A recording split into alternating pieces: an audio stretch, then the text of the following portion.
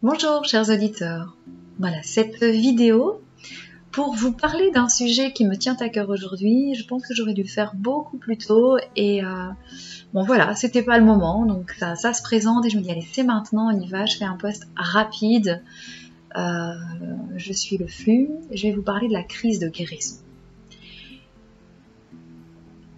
Il est temps de faire une petite mise au point sur cette chaîne parce que j'ai des retours. Alors la plupart des retours sont vraiment encourageants, positifs, agréables à lire, empreints d'amour. Je ressens vraiment cet amour, je ressens la chaleur dans ces messages et c'est ce que j'essaie de transmettre à travers mes soins collectifs, mais même les méditations, puisque je me rends bien compte que je charge mes méditations de mon énergie, essentiellement l'énergie Reiki, puisque je vis vraiment avec cette énergie quotidiennement. Et j'ai pas envie de le cacher, j'ai pas envie de le nier. Je sais que c'est grâce à cette énergie que mes soins sont performants. Voilà. Après, bon, ça va parler à d'autres et moins à certains, et c'est comme ça. Je vais parler de ces commentaires, de ces personnes qui souffrent après un soin. Donc on me dit, mais tiens, est-ce que c'est normal que j'ai la tête qui me fait mal? Je ressens des fourmillements dans les jambes, je ressens des fourmillements dans les mains. Il y a différents symptômes liés aux soins collectifs. Il y a ces symptômes qui sont vécus, ces ressentis qui sont vécus au moment du soin. Donc souvent, ce sont des fourmillements dans le corps, quelquefois des pics ou pas des pincettes, mais on sent que ça, voilà, on sait bien, il y a un son qui est venu, il y a un mot qui est venu chipoter là dans le corps et on le sent au niveau du corps physique, donc ça traverse le corps énergétique. On peut se sentir dérangé au niveau des intestins, on peut avoir envie de tousser, on peut sentir son cœur palpiter,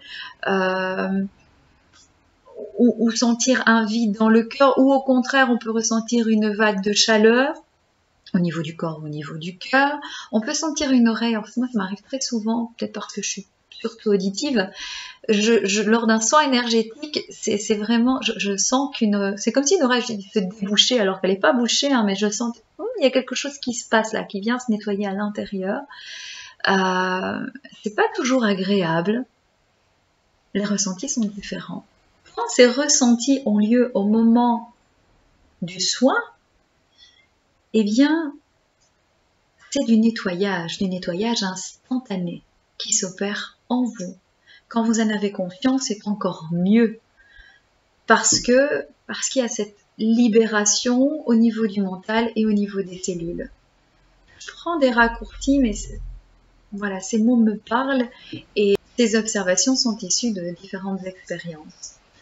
Par contre, quand ces ressentis ont lieu après le soin, ou même peut-être qu'ils ont commencé pendant le soin et perdurent au-delà, des ressentis beaucoup plus forts et des malaises physiques qui s'installent, là on va parler de crise de guérison.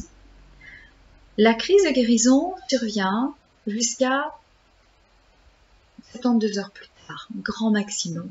Moi je dis souvent 24 heures, 48 heures. Comment sait-on que c'est une crise de guérison? Eh bien, les symptômes les plus fréquents sont des migraines, sont des éruptions cutanées, boutons, eczéma, sont des problèmes de sommeil. Alors évidemment, si on vient faire un soin pour résoudre un problème d'insomnie et que le soir même ça se passe pas vraiment bien, c'est dommage, et pourtant ça fait partie de la crise de guérison. Donc on va faire le soin énergétique va faire en sorte de ressortir tout ce qui est devenu obsolète, donc traumatisme, émotion, ressenti, blessure, mémoire. Hein.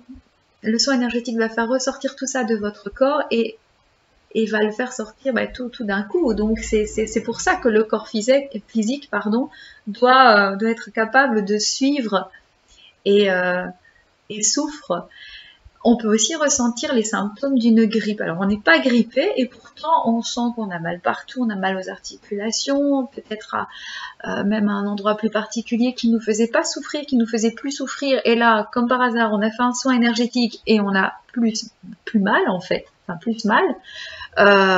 Bon, on se dit mais ça va pas, moi j'arrête, alors je vais pas plus loin, c'est bon, je n'ai pas envie de souffrir, donc je ne ferai plus de soins énergétiques.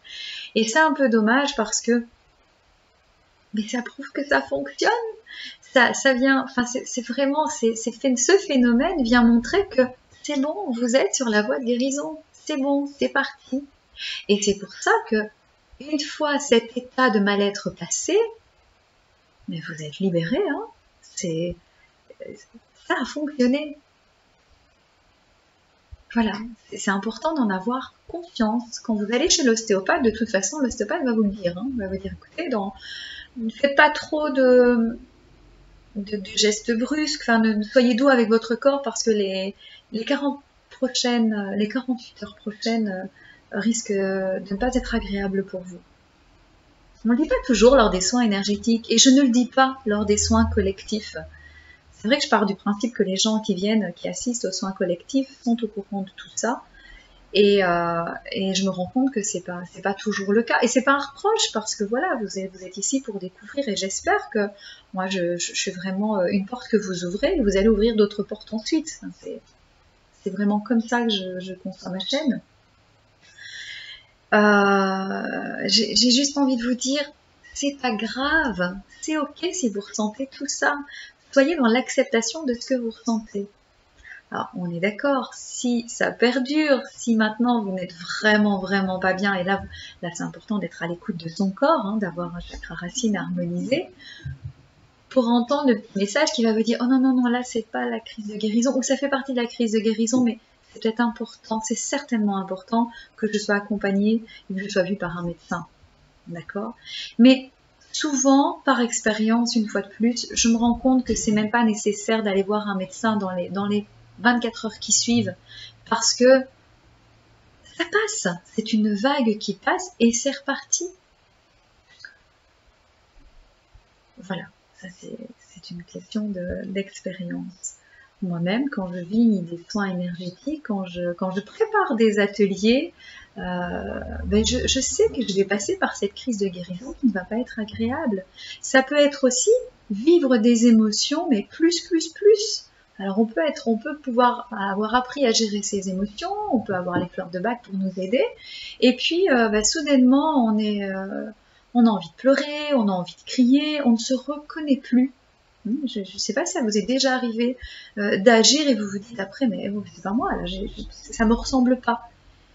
Eh bien, s'il y a eu, je dis bien, s'il y a eu une prise de conscience, un nettoyage énergétique les jours précédents, les heures précédentes, c'est certainement dû à ça. Ça ressort, voilà, ça fait ressortir le mauvais qui s'est installé dans notre corps énergétique. Donc ça fonctionne, c'est positif.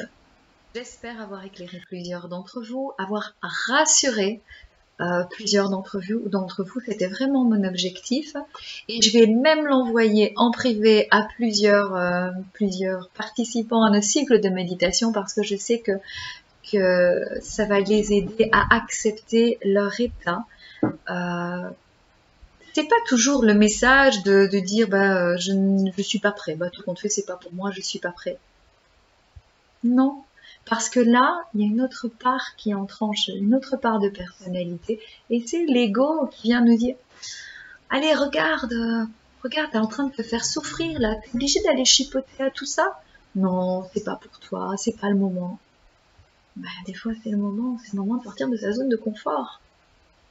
Et là aussi, c'est tout un cheminement que d'accepter que c'est le moment. Et ouais, en développement personnel, on peut tourner en rond des années, et répéter les mêmes schémas. Jusqu'au jour où on se dit, non, cette fois j'y vais, et je souffre, mais je sais que ça va être un mal pour un mieux. C'est comme ça qu'on dit, je pense, voilà. Je vous souhaite de prendre soin de vous, d'être en pleine conscience de tout ce qui se joue en vous et autour de vous. de vivre les soins collectifs peut-être différemment aujourd'hui. Et puis, ben, peut-être que vous ne ressentirez rien du tout. Et c'est comme ça. On n'est pas obligé de vivre à chaque fois une prise de guérison, à chaque prise de conscience. Et heureusement quand même. Voilà. Rappelez-vous aussi que vous avez la possibilité, vous pouvez choisir de demander à l'univers d'être doux pour vous. On n'est pas obligé de vivre des défis super chargés en un temps limité.